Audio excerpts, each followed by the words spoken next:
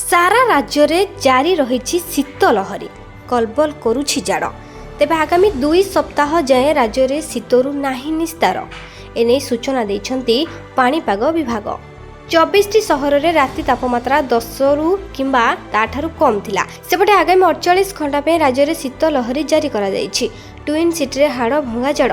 भुवनेश्वर रे रेकर्ड कला शीत 9 डिग्री छुईला राजधानी राति तापमात्रा। एथर माघरे हेला बाघ भଳି शीत। 1952 जानुआरी मासरे राति तापमात्रा को दोहलाइला शीत 9 डिग्री छुईंची राजधानी राति तापमात्रा। भुवनेश्वर रे तापमात्रा 9.4 रेकर्ड करा जाइछि। 13 वर्ष पर पुणी थरे एक अंक को खसी राजधानी पारद। पाणीपाग केन्द्रर पूर्वानुमान राज्य को शुष्क थंडा वायु प्रवेश करुथिबारु आहुरी बढ़िबो जाड़। राज्य रे आहुरी 3 दिन जाए लागी रहिबो शीत लहरी। Bureau report, Birja news.